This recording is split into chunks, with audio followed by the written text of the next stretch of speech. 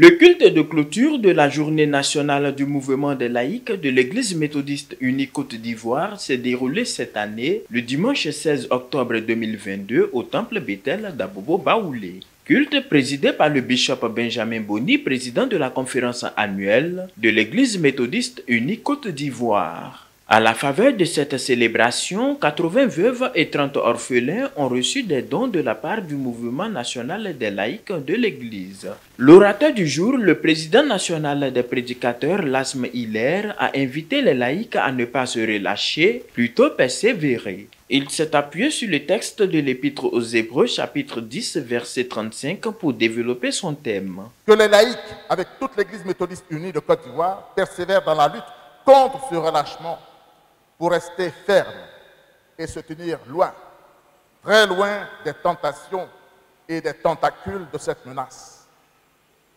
Prions pour que ce relâchement n'arrive pas dans les nuits. Il est important pour nous de veiller à ne pas nous relâcher dans la rigueur morale.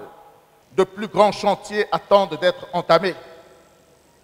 Fortifions-nous et reprenons courage, parce que nous devons cadencer ce deuxième centenaire dont nous sommes acteurs par des programmes pertinents, des actions convaincantes et des projets réalisés propres à édifier et à affirmer la foi des uns et des autres durablement. Que chaque structure se mette au travail et fasse en sorte de porter plus loin la vision spirituelle de l'Église, mais surtout de se charger du fardeau du Christ sans diminuer d'ardeur, sans se relâcher. Il est bon que chaque laïc s'y engage.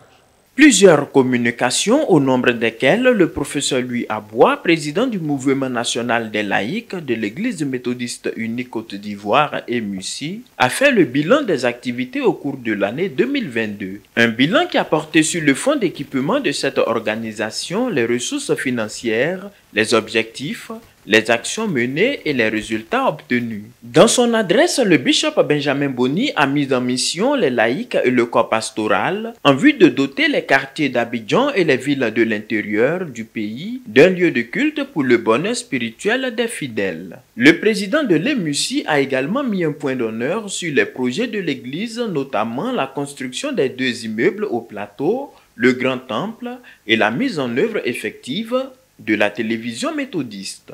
Frères et sœurs, quand nous parlons d'évangélisation, quand les appels nous sont adressés, il faut absolument qu'avec diligence, nous agissions.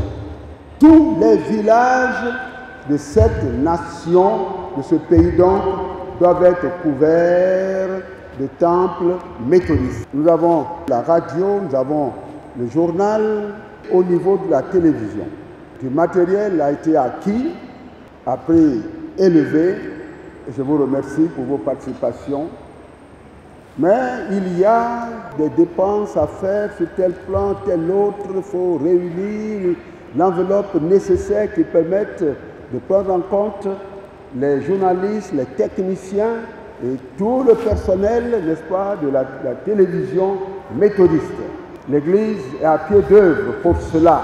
N'arrêtons pas de donner. Tous ceux qui peuvent encore donner quelque chose, eh bien, nous sommes tous encouragés à le faire. C'est extrêmement important. Il faut également continuer de prier. En ce qui concerne ce qu'il y a comme effort fait des deux côtés, Église méthodiste unie, donc nous et nos frères et sœurs qui se sont séparés de nous, il y a aujourd'hui expression de bonne volonté en termes de retour. Dieu qui sait offrir à ses enfants ce qu'il leur faut, nous donnera de nous retrouver. Prions beaucoup pour cela.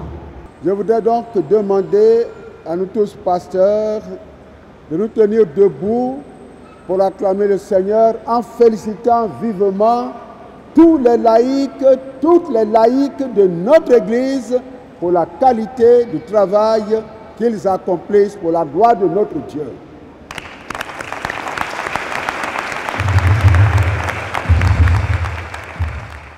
Vainqueur du tournoi de football masculin, le circuit d'Abobo-Baoulé a été honoré. Il a été suivi du circuit du plateau d'Okui, vainqueur du match de football féminin.